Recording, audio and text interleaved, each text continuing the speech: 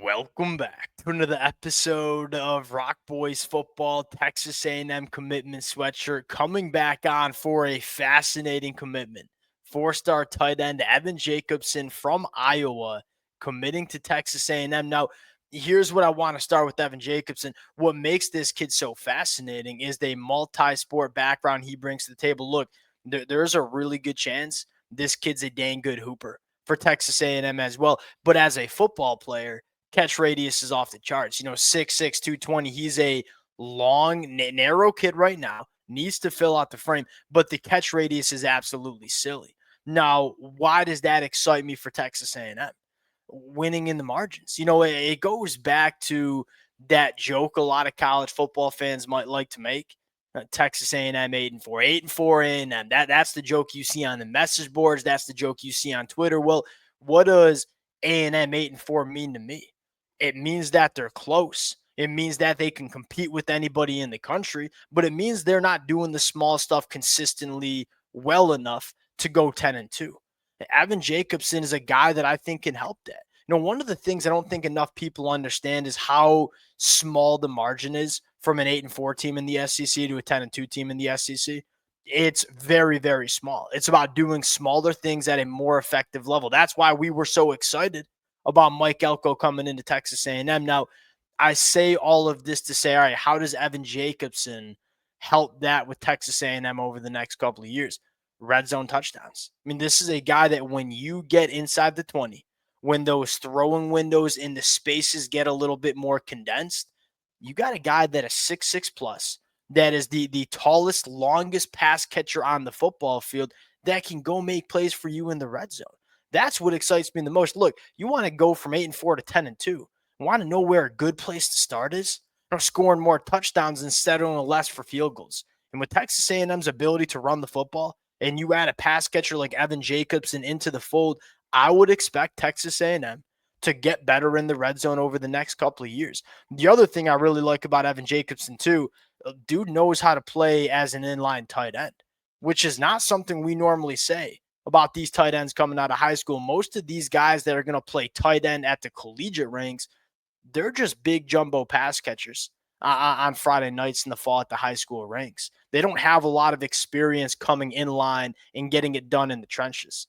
Evan Jacobson, although he's 6'6", 220, and has some work to do in terms of filling out and getting a little bit more physical as a tight end, this dude plays a lot as an inline tight end at the high school ranks. He has a lot of experience, which tells me the growing pains with Evan Jacobson coming to the collegiate ranks and being asked to play along the line of scrimmage, they ain't going to be as extreme as you get for a lot of these tight ends.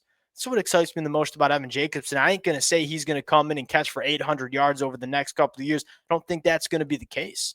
But I think he's a unique body that's going to allow you to play better in some of those unique situations that we see every single Saturday on the football field.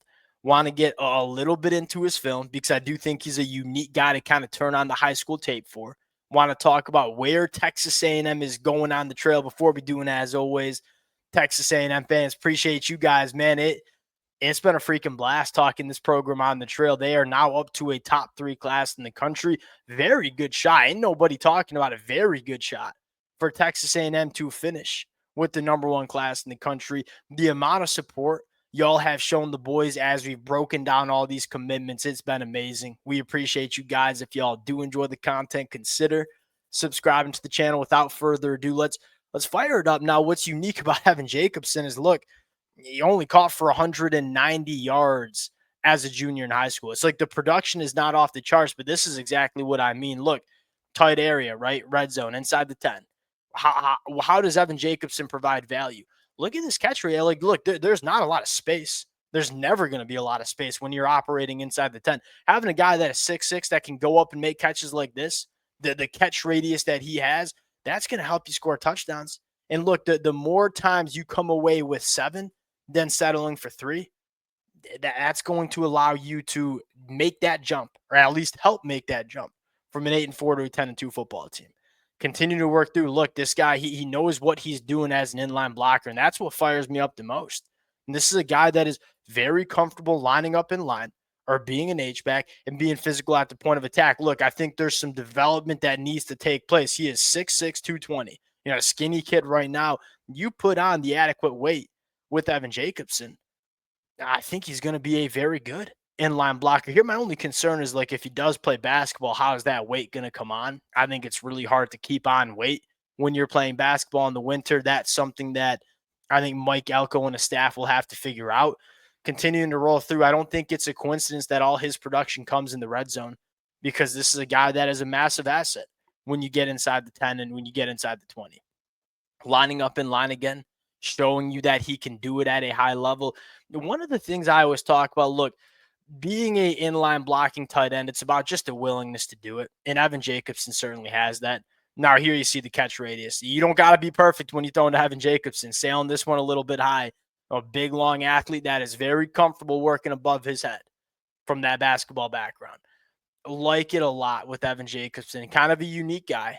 Not really sure how well it's going to work out. The transition to SEC football can be a little bit murky, especially with a multi-sport kid. It kind of goes back to how we always talk about Texas A&M. Like we go and bet on good athletes, and hopefully it figures itself out on the football field. I think that's a really strong strategy to have. Looking at this class in 2026, I think there's a lot to like. You got 3 tight ends. I don't know if you're going to hold on to Caden Johnson. I think he might be heading to Auburn, which I think is okay. There's only one concern. The Texas A&M fans who've been rocking with the boys, y'all know what I'm going to say. Like the interior defensive line, I think it is certainly a concern, right? Jermaine Kinsler, a guy that I think could be an awesome offensive tackle, but it sounds like he's going to play on the inside of the defensive line. That's all you have. Got to grab 1 or 2 more bodies. And look, again, I get that Texas A&M brought 3 guys that they like a lot in that 2025 cycle. That is one position that I don't think you can afford to miss on the high school ranks. Too hard to address it in the portal. Look, if we need to go grab a wide receiver, we need to go grab a running back, defensive back, you can do that. There's a lot of good wide receivers and defensive backs that are in the transfer portal every single year. Big bodies in the middle of the defensive line, they ain't. Texas A&M tried to address that position. I think they did with Tyler Oneidem, but it's a really hard position to do so. We want to make sure we get those bodies at the high school ranks. Got to give me 1 more. I don't care if Texas A&M's class is number 1 or number 3. If we can grab 1 more big body, hold on to some of these other cats I like a lot. If I'm a Texas A&M fan, I'm feeling really good about the 2026 cycle. And Mike Elko showed you, hey, you recruit at the high school ranks. You supplemented the portal. If Mike Elko can be the player developer that we think he is when he came to Texas A&M, this is the freaking recipe, man. Like this is how you get to where Texas A&M belongs in the college football landscape. So many people talk about Texas A&M just not that kind of program like Bama, Georgia, Texas. It's just not true. You just need a coach that can maximize what this program could do, and they just haven't had that consistently over the last couple of years. Mike Elko can give that to you. You're seeing what this program can be when it comes to talent acquisition. We'll close it out there. Evan Jacobson, hey, red zone dude, going to allow you to win better football games in the margins. We'll talk to y'all later. Peace.